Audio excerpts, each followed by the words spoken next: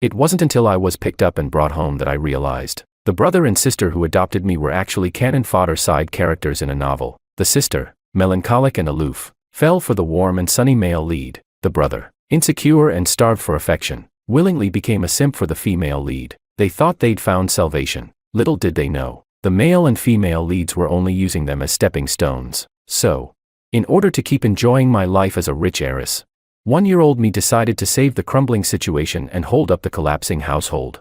I would carry this family on my own.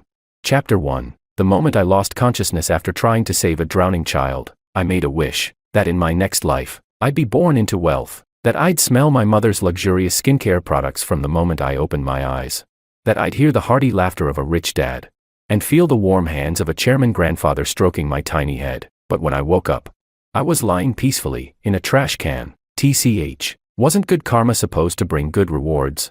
Why the hell did I get this hellish start?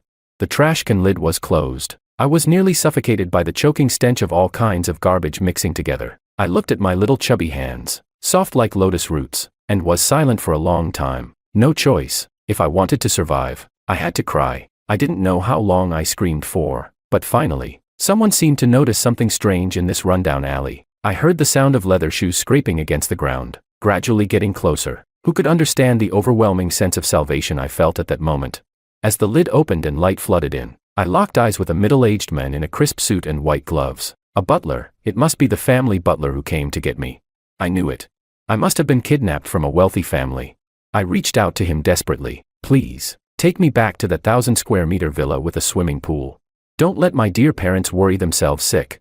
A few minutes later, I was inside a black luxury car, locking eyes with 2 high schoolers from a noble academy in the back seat. The butler said awkwardly, "Young master, young miss, the slums aren't far from here. There are a few vocational schools nearby. This child might be an abandoned baby. Should we take her to the police station?"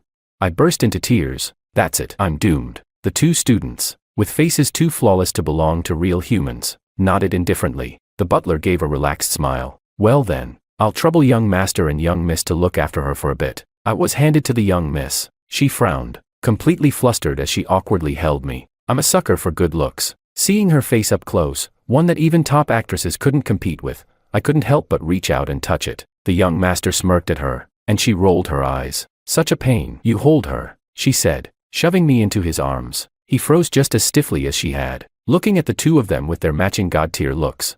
I couldn't help but giggle. The young master's lips twitched into a smile.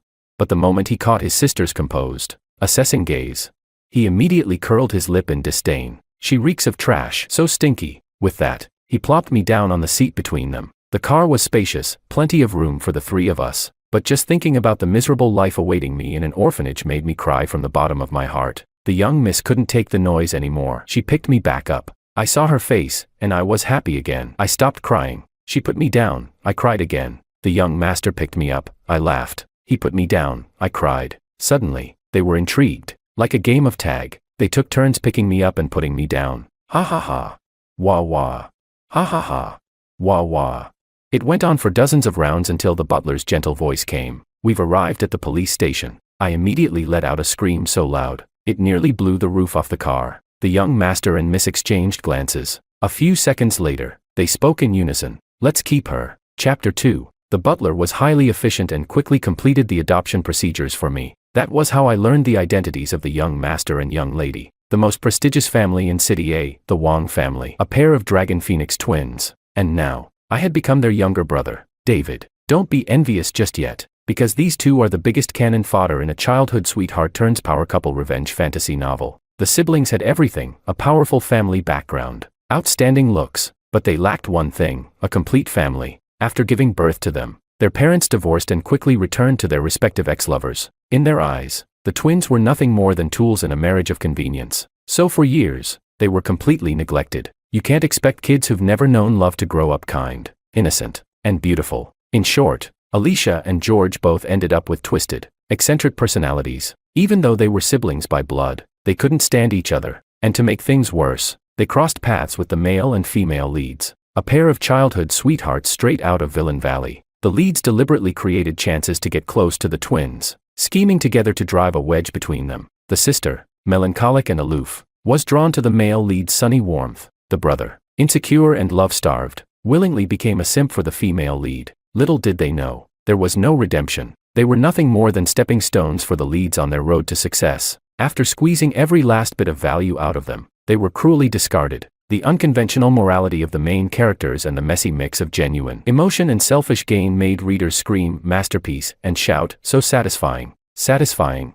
Well, I'm not feeling very satisfied right now. Even the carefully prepared imported formula from my nanny no longer tastes good. That's the thing with babies, just a little discomfort, and the crying is unstoppable. Soon enough, Alicia and George came rushing over. The nanny held me, flustered. Young master is upset for some reason, nothing seems to calm him down. But the moment Alicia took me in her arms, I stopped crying. Everyone stared in disbelief. The nanny chuckled. "Miss, it seems young master is really attached to you." Her lips curled up for a second before she pressed them together again. With a cold snort, she said, "What a pain. If you keep fussing, I'll toss you back in the trash can." Speechless, I immediately reached out toward George. He looked a bit surprised, frowned, but still held out his hands. But Alicia, still holding me, turned and started walking away. She said, "He's sleepy. You can hold him next time." George gritted his teeth. He clearly wanted me. "Give him to me."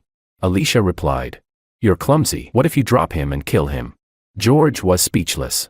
Listening to their bickering, I slowly closed my eyes and curled my little fists as drowsiness set in. My brother and sister are both kind and good. I absolutely won't allow the male and female leads to mess with them. Chapter 3. The only perk of being a baby is that I can be as willful as I want. If I don't see Alicia and George for a few hours, I cry. The nanny skillfully glanced at the clock and, only after confirming it was noon, the time school ends, did she make the call. The line connected quickly. "How's David today?" Hearing George's voice, I babbled and reached for the phone, saying, "Little brother." George replied, "Call me big brother." I answered, "Little brother." There was silence from his end, and then Alicia took the phone. She instructed the nanny and the butler to take me for my second polio shot and first DTaP vaccine. She also asked how many milliliters of milk I drank each time, whether my bowel movements were normal, and reminded the nanny to keep doing baby massages for me. These days, she was like a mother, feeding me formula and reading me stories as soon as she got home. And George, in order to train my speaking ability, sat beside me every day to teach me how to talk. He would say, "Big brother." I'd reply, "Little brother." They had a clear division of labor. Even though they often argued over who got to hold me, the once empty villa was slowly starting to feel like a real home. Today, however, they didn't come home on time after school. The butler tried to coax me in a soft voice. "Your brother and sister went back to the old house for their birthday. They'll be back a bit later." Okay. In the original plot, the Wang parents were supposed to break tradition and actually come back to celebrate their children's birthday once. Though the twins claimed to be annoyed by it, deep down they were secretly looking forward to it. They waited a long time. When they finally called, they found their parents had already completely forgotten about it. No apology, no guilt, just casually transferred some money over. Were they short on money? No. What they lacked was love and care during their formative years. So to cling onto the tiny bit of warmth the male and female leads offered, they willingly flew into the fire like moths to a flame. Sure enough, when they returned, one looked gloomy and the other downcast. They didn't even stop by the nursery to see me, just went straight to their rooms. I sighed. Time to unleash my ultimate move. Wah. Soon, I heard a door slam. Alicia, eyes red, walked over to my crib to check on me. She frowned. "You didn't even poop. What are you crying for?" I didn't answer, just kept crying. Even when she picked me up, she couldn't calm me down. Left with no choice, Alicia went to call George out. He came out sulking, clearly already in a bad mood. Seeing me like this only made him more irritated. He tossed me into the cradle with a heavy hand. Roughly, he snapped, "Stupid little brother, go to sleep." I reached out and started batting at the wind chime above my head. And while doing that, I tried my best to make sounds. Hap-poo, hap-poo, hap-poo. The mix of baby babble and the clear chime of the bells. It actually sounded like a birthday song. They both froze. After a moment, Alicia raised her hand to cover her face and let out a laugh. George, infected by the mood, turned his head and scoffed. But the smile at the corner of his lips kept growing. I finally let out a breath of relief. Just as I was about to fall asleep, George turned on his phone's camera. He said, "Do it again. Otherwise, you'll grow up and go complaining on social media that we never recorded your childhood." I was speechless. Just admit you want to show off online. Chapter 4. Soon, Alicia and George were in their second year of high school. They had perfectly avoided all the original plot points where they were supposed to cross paths with the male and female leads. Just as I started to let my guard down, Alicia went missing. The butler sent people to search for her for an entire day and night. The next day, she finally came back, but she was covered in scrapes and bruises, and supporting her was a boy who looked just as battered. He gave a polite smile, but when his eyes swept over the discreetly luxurious villa, a flicker of calculation flashed through them. Not good, family fortune alert, danger ahead. After the family doctor finished treating her wounds, Alicia finally explained, she had gone hiking and accidentally ran into the male lead, Makoto. The two of them fell down a steep slope, and their phones were broken in the process. Fortunately, neither of them was seriously injured. I was speechless. Like hell, I believe this had nothing to do with Makoto. After the incident, when Makoto came out and saw Alicia playing with me, he walked up, crouched down, and when he saw me glaring at him, he smiled and patted my head. So this is your little brother. Even at such a young age, he's got presence. Alicia was always in a great mood when someone praised me. Her cheeks flushed a light pink and she pressed her lips together shyly. She said, "Do you want to hold him?" "Sure. Don't you dare come closer." The moment he reached his hands out, I burst into loud wails and bared my baby teeth at him. Alicia's movements paused. She glanced at the now awkward Makoto. She said, "Sorry, my little brother is probably a bit shy around strangers." Makoto quickly adjusted his expression, putting on a gentle and proper smile. He even praised me for being alert and said I'd surely be able to protect my sister in the future. Upon hearing that, Alicia's expression softened even more. The way she looked at Makoto now held a tenderness she couldn't quite hide. And when Makoto got up to leave, she even looked a little reluctant to see him go. Of course he's the male lead, just a few words, and he had Alicia falling for him. I closed my eyes, emotionally exhausted. George didn't come back until the evening. He kept glancing expectantly at his phone. The corners of his mouth curved up in a way he couldn't even suppress. Seeing his love-struck face set off all my internal alarms. Alicia noticed something was off too. She asked, "Where were you today?" George shot her a glare and said, "None of your business." Alicia narrowed her eyes. "Are you in a puppy love phase?" George snapped impatiently. "And you think you're in any position to question me? We searched for you for a whole day and night. And in the end, you spent the night alone with some random guy." "Sis, I don't want to say too much, but could you be a little more careful? It's fine since nothing happened, but what if something had? You'd regret it forever." Alicia had no comeback. George shook his head and went back to his room. I babbled and waved my arms. It's over. The moment the male and female leads show up, the sibling bond starts to fall apart. Chapter 5. At night, just as I was about to drift off, I heard someone quietly walking up to my bedside. A familiar soft fragrance tickled my nose. It was Alicia. She gently lifted my head and slipped something under my pillow. She said, "Be good, David. I didn't mean to make you all worry. Yesterday I ran into a street fortune teller. He said someone in our family had a fate destined for an early death. Of course, I don't believe in that kind of stuff, but since it had to do with you, I couldn't ignore it. So I followed his advice and went up the mountain to get a safety charm from a temple. If nothing else, it gives me some peace of mind." Alicia stared at me for a long while, as if even she found it funny. She said, "Sis probably got scammed." "Huh.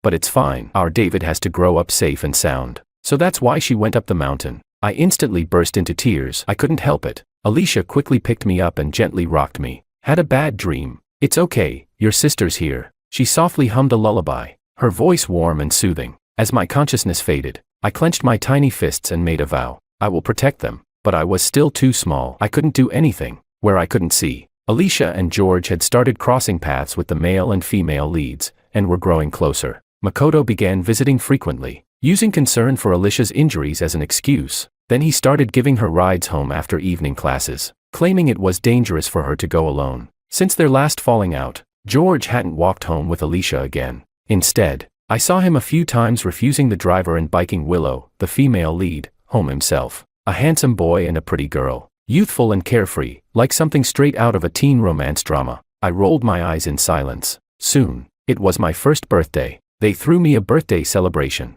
Alicia placed me on a blanket surrounded by various symbolic objects: an abacus, books, a rattle, a toy piano, a gourd, a wooden mallet. Under the excited, expectant gazes of everyone around, I unhesitatingly crawled toward a 100 yuan bill, mumbling as I went, "Money, money, money, come to me." Alicia and George fell into a deep silence. They exchanged a look, then immediately started blaming each other like pros. Alicia said, "I told you to stop watching short videos in front of David." George snorted, "I was gonna say the same to you. You filmed them too. David's smart. What if he picked up your bad habits instead?" By now, I could just barely speak coherently. I said, "Brother, sister, don't be mad, don't be mad." Alicia picked me up. She asked, "David, you really like this, huh?" "Eyes sparkling," I replied. "I like money." She pressed her lips together, half amused, half helpless. "Well, as long as you're happy. We've got plenty of money in this house anyway." George suddenly thought of something. His face darkened. He gritted his teeth and said, "Don't forget, Dad's girlfriend is pregnant. She's going to fight us for the inheritance." Alicia looked at me, her gaze flickering. She said, "What belongs to us, no one can take away. Even if it's just for David's sake, we have to protect this home." For once, George actually agreed. He said, "First, we need to raise our grades. The heir of the Wong family can't be a loser." "Right. Let's hire some tutors." Fired up, I pumped my fists and shouted, "Tutors, tutors." The next day, Makoto and Willow showed up at our house. Then I looked at Alicia and George. One's ears were red. The other couldn't stop following someone with his eyes. I smacked my forehead hard. "Brother, sister, you've just let the wolves into the house." Chapter 6. At the end of the second year of high school, their school organized a field trip. Originally, Alicia and George looked down on these kinds of group activities. But now, thanks to Makoto and Willow, they both decided to join. Just before departure, I wouldn't stop crying. Something in my gut told me, the male and female leads are going to stir up trouble. I didn't want them to go. So, like a little troublemaker, I stood in front of them and wailed at full volume. The nanny quickly picked me up and tried to comfort me. "Your brother and sister will be back soon. Let's be good and wait for them at home." "Okay," I replied. "No."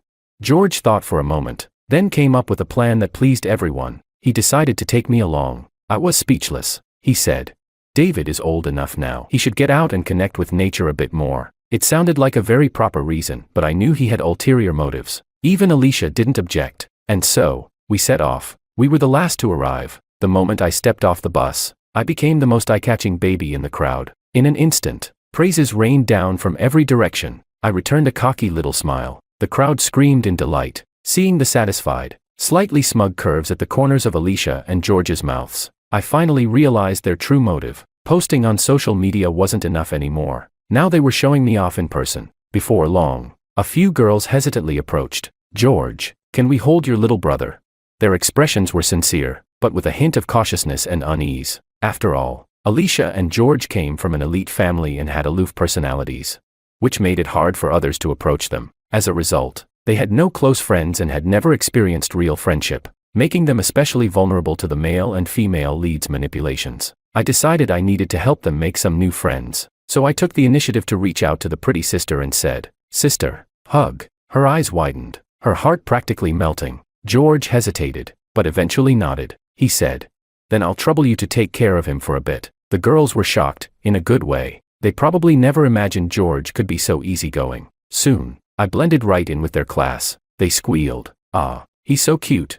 A beautiful girl with bright, stunning features came over and said, "Move aside, I want to play too."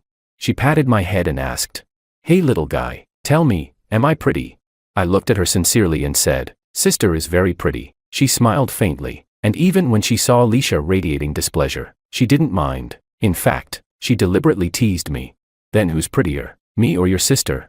I answered without hesitation, "My sister is prettier." The whole class burst into laughter. She pouted and said, "Well, I guess you're not wrong." Hearing my answer, Alicia's usually cold, icy face finally began to thaw. The mood became warm and lively, until Willow walked toward me. She bent down and said, "Little brother, I haven't held you yet." In that instant, it felt like a venomous snake had locked onto me. I instinctively took 2 steps back and almost fell. Alicia quickly picked me up, patted my back, and gave Willow a sharp look. "You scared him." Willow awkwardly licked her lips and turned to leave. George, looking anxious, quickly followed after her. Makoto let out a sigh, gave Alicia a disappointed look, and walked away. He thought Alicia was jealous, deliberately making Willow look bad because she couldn't accept how close Makoto and Willow had gotten. Now he had the perfect excuse to use this incident to get even closer to Alicia. Alicia furrowed her brows, looking a little wronged. After handing me off to one of the girls for a moment, she chased after him too. The girl holding me watched them disappear, then clicked her tongue and said, "Little guy, looks like your sister and Makoto have a thing going on." I groaned and rubbed my forehead in frustration. Ugh, this is all my fault. I ruined everything. Chapter 7. To my surprise, the moment we got home, Alicia and George started fighting. Alicia, visibly upset, questioned angrily, Why are you always picking fights with Makoto? What did he ever do to you? George snapped back. That jerk provoked me first. He knows I like Willow, but he still flirts with her right in front of me. Alicia frowned. Makoto isn't like that. He and Willow grew up together. They're just friends. George let out a laugh, sharp and mocking. And what about you? Weren't you jealous of Willow too? Always targeting her. The two of them hit a deadlock and walked away on bad terms. Unfortunately, I got caught in the crossfire. Alicia, face cold, fed me formula without a word. She said, David, you're so rude. You smile at everyone, but you treat Makoto differently. He didn't even do anything to you. Who do you think I'm doing this for? A toddler can't regulate emotions. I was so angry I turned around and showed her my butt. I said, jerk, thug, don't like. That's it. I'm not smiling at either of them anymore. From that day on, the three of us entered a cold war. Alicia and George came home later and later, and I gradually stopped depending on them. They found me annoying from the start. Now they could finally have peace. At 14 months, I started walking on my own. At 16 months, I learned to eat by myself with a spoon. At 20 months, I could speak in full sentences and was getting fluent, even though the nanny recorded videos and sent them to Alicia and George. Some nights, I could still feel them watching me and quietly sighing. Sometimes it was Alicia. She said, David, you grew up so fast. I should be happy, but why does it feel so empty inside? Sometimes it was George. He said, you change every day. We can barely keep up with you. We missed so many of your firsts. What a shame, he said. Big bro, no. Little bro, growing up isn't so fun. Could you maybe slow down a little? Three stubborn people, but deep down, all craving the same thing, to hold each other close. Chapter 8. In the blink of an eye, Alicia and George were now in their final year of high school. On my second birthday, both of them had to go out. It turned out Makoto's birthday was also today, and Alicia had left early to go see him. As for George, whatever excuse Willow used, she managed to call him out too. The two of them crouched guiltily in front of me and said, David, the butler and nanny will stay with you. Okay, we'll be back really soon. I smiled and said, it's okay, go ahead. I'll wait for you to come back. I didn't want to mess things up again and make them argue. I didn't want to be scolded for being rude anymore. It's just a birthday. But once they really left, I couldn't help feeling disappointed. Seeing how understanding David was, Alicia didn't feel as relieved as she had imagined. Instead, it felt like her heart was being squeezed, tight and breathless. All she could think about was, what's David doing now? Is he missing us? Is he crying in secret? Makoto had to call her several times before she finally snapped out of it. He looked at her, confused. What's wrong? You seem distracted. Alicia smiled faintly. Sorry, I was thinking about things at home. Makoto immediately thought he understood. He smiled and said, Alicia, you don't need to bottle everything up. I've been through similar things. I understand you better than anyone. Alicia was puzzled. She thought, you've taken care of a child before. You understand what it's like to miss a baby. She looked at him in confusion, but Makoto mistook it as her beginning to open up. The flash of amusement in his eyes quickly faded, replaced by a sympathetic expression. He said, our parents gave us life, but didn't raise us. They never cared about our growth, only their own pleasure. And they always dumped their emotions onto us. People like that don't deserve to be parents. It's okay to resent them. You don't have to feel conflicted about it. Alicia was stunned. For a moment, her lashes quivered, then suddenly, a realization hit her. You're right. I can't become that kind of parent. Makoto was completely confused. After explaining the real reason and apologizing, Alicia turned and ran off. She burst through the front door, panting, only to see the house already decorated with colorful streamers and birthday banners. George and David were inflating balloons together. Seeing this scene, the empty ache in her chest from the entire morning was instantly replaced by joy. She slowly walked over, covered David's eyes, and asked, guess who I am? David turned his head, eyes shining. Sis. She picked him up and looked at George. How come you came back? George smiled back. There's nothing more important than family, right? Yes, nothing matters more than family. Chapter 9. Because of this, Makoto and Willow probably started to feel a sense of crisis. Their prey was slipping out of their control, so they began to panic a little. One day, when Makoto came over to tutor Alicia, I overheard them arguing. Makoto said, Alicia, you're an independent woman. You're meant to be a strong, leading heroine. You have your own life. You can't pour all your energy into your little brother, right? Alicia took a deep breath and replied quietly, David is still very young. He needs someone around. You said it yourself, we can't be irresponsible guardians. A flicker of impatience crossed Makoto's face. He said, you have a nanny. Besides, He's not even your real brother. You just picked him up." Alicia stared at him in disbelief. She never thought those words would come from Makoto. She asked, "Makoto, what are you saying?"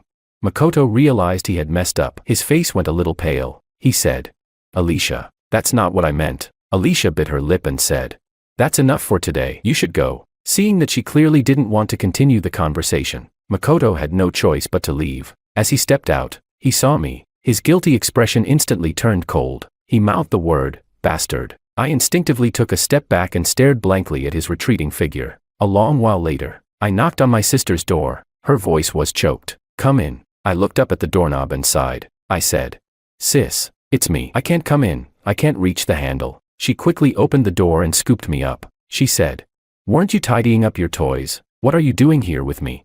I said, "Because I felt you weren't happy." She chuckled softly. "Oh, and how did you feel that?"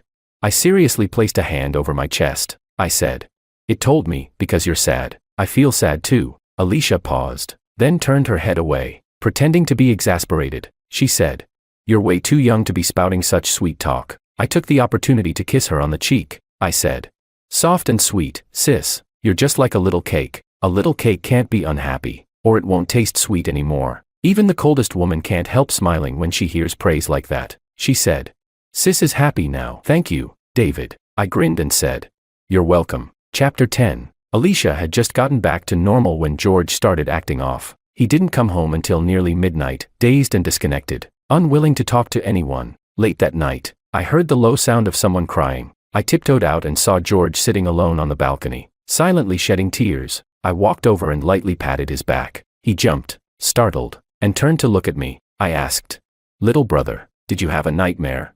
"Don't be scared, I'm here." George was speechless. He blinked hard, wiped his face messily, and turned away, ignoring me. I leaned my head in and said, "Big bro, what do we do? The clouds are hiding the sun again."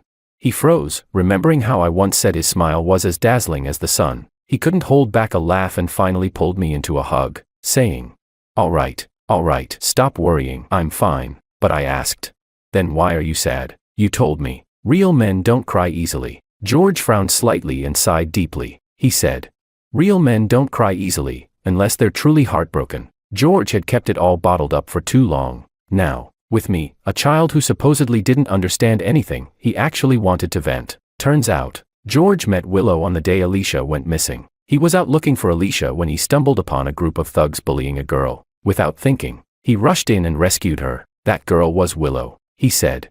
At first, it was her who made the first move. She said she was grateful I saved her and wanted to repay me. She started bringing me breakfast, gave me little handmade gifts. After spending time with her, I felt like she was really different. She understood how I felt, always listened so patiently and kindly. I really liked her. But then, she kept bringing up Makoto around me. Every time I had a conflict with him, she'd look at me with such disappointment. Even Alicia thought I was bullying him. But I swear to God, I've never laid a finger on him. I comforted him. "Bro, you didn't do anything wrong. It's them." George's eyes were blank. He said, "Today I confessed to her." She said yes. I was so happy. But then she suddenly said her mom was sick and needed a lot of money. She asked if I could lend her 100,000 yuan. I hesitated. Then she got mad and said I didn't love her. I do love her. So why did I hesitate? I was speechless. Willow really has no shame. At this point, I had every reason to believe Alicia's disappearance and George's "hero saves the damsel" moment were all part of their setup. What kind of coincidence is that? I couldn't worry about keeping up my baby persona anymore. I looked at him seriously and said, "Sis once told me, sometimes, you have to trust your gut. If something feels off, it usually means something's not right." George replied, "But I like Willow," I said. Liking someone should go both ways. If someone truly likes you, they won't think it's normal to spend your money. You taught me that. George froze. Back then, we were watching short videos together, and one love guru said, "A man who spends money on you doesn't necessarily love you. But a man who refuses to spend money on you definitely doesn't." I was watching so attentively, and since I learned fast, George worried I'd grow up to be a simp.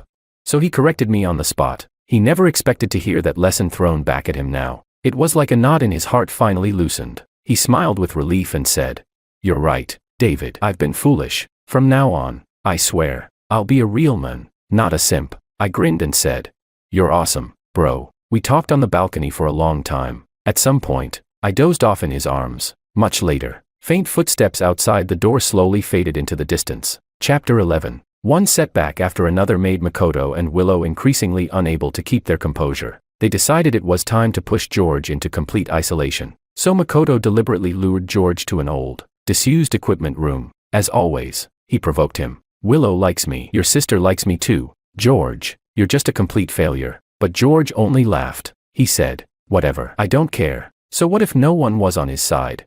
His little brother would always have his back. George turned and walked away. Makoto's expression shifted. Then he sneered coldly. We'll see about that. He gritted his teeth, slammed his head into a piece of metal equipment. Bang.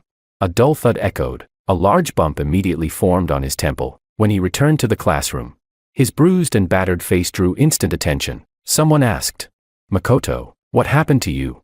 Makoto cast a fearful glance at George. The room fell silent. Everyone's gazes shifted, tinged with suspicion. George, completely calm, smiled. You're not going to say I hit you, are you? Makoto acted as if he were holding back. When Alicia entered the classroom, he dabbed at the blood on the corner of his mouth and said, George, I know you're pursuing Willow, but I've said it so many times, she and I are just friends. I'd never steal your girlfriend, so why won't you let me go? Alicia froze in her tracks. After a pause, she walked toward Makoto. George pinched the bridge of his nose, trying to hide the flash of mockery in his eyes. But before Makoto could even smirk in triumph, slap. Alicia smacked him across the face. She said, what makes you think I wouldn't believe my own brother? Makoto looked stunned. Alicia, what was that for? Alicia scoffed softly, turned around, and walked to the equally stunned George. Looking up into his eyes, she said, you're right, there's nothing more important than family. George had always been the type who stood firm against confrontation. But when it came to actual care and concern, he never quite knew how to handle it. He scratched his head awkwardly and said, Sis, I swear, I didn't lay a finger on him. Alicia replied, I'm not stupid. Of course I know. George nodded, then turned to Makoto. Well, since you say I hit you, how about we check the security footage? Panic flickered across Makoto's face. But he quickly recovered and tried to strike back. He said, you knew there weren't any cameras there. That's why you dared to hit me, isn't it? But George calmly replied, sorry to disappoint, the Wong family happens to be a shareholder of this school. As such, we have a responsibility to improve the campus facilities. I had surveillance installed and tested in that area just a few days ago. Makoto's face turned ghostly pale. He opened his mouth, about to argue, when a cheerful girl interrupted with a grin. Oh, no need for all that trouble. I was there at the time, taking a break, got a front row seat to the drama, and I recorded the whole thing. George turned toward her and realized it was the same girl who had held David during the field trip. She smiled and added, your little brother said I was pretty and kind. So I figured I'd do one good deed today. If you're grateful, why not invite me over to play with your brother sometime? The whole class burst into laughter. Someone said, even without the cameras, I'd believe George. You can tell a lot about someone by how they treat kids. If he raised a sweet and polite little brother like David, how bad could Alicia and George really be? Another chimed in. Yeah, we've been in the same class for 3 years. We know what kind of person he is. Yet another classmate said, when I was being bullied, George stood up for me. How could someone like him ever bully others?